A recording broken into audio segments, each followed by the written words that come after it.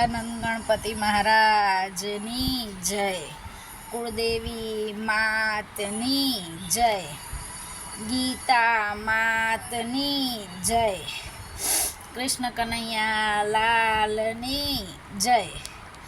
શ્રી ગીતા મહાત્મ્ય. ધરતી માતા બોલ્યા, હે ભગવાન, હે પ્રભો, હે પરમેશ્વર, પ્રારબ્ધને ભોગવતા મનુષ્યને એકનિષ્ઠ ભક્તિ કેવી રીતે પ્રાપ્ત થાય તે અંગે જણાવો. આથી શ્રી વિષ્ણુ ભગવાને કહ્યું કે પ્રારબ્ધને ભોગવતો જે મનુષ્ય સદા ગીતાના અભ્યાસમાં રત રહે છે તે જ આ લોકમાં મુક્ત અને સુખી થાય છે. તે કર્મથી લેપાતો નથી, તેમજ પાપો તને સ્પર્શ કરી શકતા નથી. જ્યાં ગીતાનું પુસ્તક હોય અને જ્યાં ગીતાનો પાઠ થતો હોય ત્યાં પ્રયાગાદી સર્વ તીર્થો રહે છે. ત્યાં બધા દેવો, ઋષિઓ, યોગીઓ, નાગો અને ગોપાળો તથા ગોપીઓ પણ નારદ, ઉદ્ધવ અને સર્વ પાર્ષદો સાથે શીઘ્ર સહાયક થાય છે. જ્યાં ગીતાનો વિચાર, ભણવું, ભણાવવું કે શ્રવણ થાય છે ત્યાં હે પૃથ્વી હું સદાય વસું છું. હું ગીતાના આશ્રય રહું છું. ગીતા મારું ઉત્તમ ઘર છે અને ગીતાના જ્ઞાનનો આશ્રય કરીને હું ત્રણેય લોકનું પાલન કરું છું. ગીતા એ અતિ અવર્ણનીય પદોવાળી, અવિનાશી, અર્ધમાત્રા તથા અક્ષરો રૂપ મારી નિત્ય બ્રહ્મરૂપિણી ને પરમ શ્રેષ્ઠ વિદ્યા છે. એમાં સંશય નથી. તે ત્રણેય વેદરૂપ, પરમાનંદરૂપ, તત્વરૂપ પદાર્થના જ્ઞાનથી યુક્ત છે. જે મનુષ્ય સ્થિર મનવાળો થઈ નિત્ય ગીતાના 18 અધ્યાયનો જપ કરે છે તે જ્ઞાનરૂપી સિદ્ધિને પામે છે ને પછી તે પરમ પદને પ્રાપ્ત થાય છે.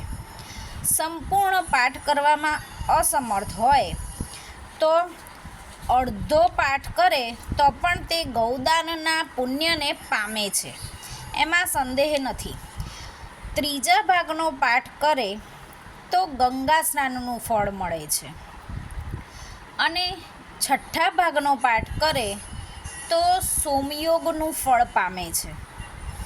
જે મનુષ્ય ભક્તિયુક્ત થઈ હંમેશા એક અધ્યાયનો પાઠ કરે તો તે રુદ્રલોકને પામે છે અને ત્યાં શિવજીનો ગણ થઈને ચિરકાળ સુધી વસે છે. હે પૃથ્વી, જે મનુષ્ય નિત્ય એક અધ્યાય, એક શ્લોક અથવા શ્લોકના એક ચરણનો પાઠ કરે છે તે મન્વંતર સુધી મનુષ્યપણાને પામે છે. જે મનુષ્ય ગીતાના 10, 7, 5, 4, 3, 2 કે 1 કે અડધા શ્લોકનો પાઠ કરે છે તે અવશ્ય 10,000 વર્ષ સુધી ચંદ્રલોકને પામે છે. ગીતાના પાઠમાં જોડાઈને મરણ પામેલો મનુષ્ય પશુ આદિનો અધમ દેહ ન પામતા મનુષ્ય દેહ પામે છે. તે ત્યાં ગીતાનો ફરી અભ્યાસ કરી ઉત્તમ મુક્તિ પામે છે. ગીતા એવો ઉચ્ચાર કરતો મરણ પામે તે સદ્ગતિ પામે છે. ગીતાના અર્થનું શ્રવણ કરવામાં તત્પર થયેલો માણસ મહાપાપી હોય તો પણ વૈકુંઠને પામે છે અને વિષ્ણુની સાથે આનંદ કરે છે. જે અનેક કર્મો કરી ગીતાના અર્થનો વિચાર કરે છે તેને જીવનમુક્ત જાણવો અને મરણ પછી તે પરમપદને પામે છે. ગીતાનો આશ્રય કરીને જનક આદિ અનેક રાજવીઓ પાપ રહિત થઈ લોકમાં ગવાયા છે અને પરમપદ પામ્યા છે. જે ગીતાનો પાઠ કરી મહાત્મ્યનો પાઠ કરતો નથી તેને પાઠ નિષ્ફળ જાય છે અને એવા પાઠને શ્રમરૂપ જ કહ્યો છે. આ મહાત્મ્ય સહિત જે ગીતાનો અભ્યાસ કરે છે તે ફળ પામે છે ને દુર્લભ ગતિ મેળવે છે.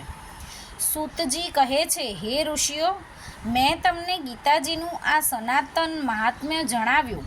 તે ગીતાજીનો પાઠ કર્યા પછી જે આ મહાત્મ્યનો પાઠ કરે છે તે ઉપર કહ્યું તે ફળ પામે છે. ઇતિ શ્રી વારાહ પુરાણે ગીતા મહાત્મ્ય સંપૂર્ણ.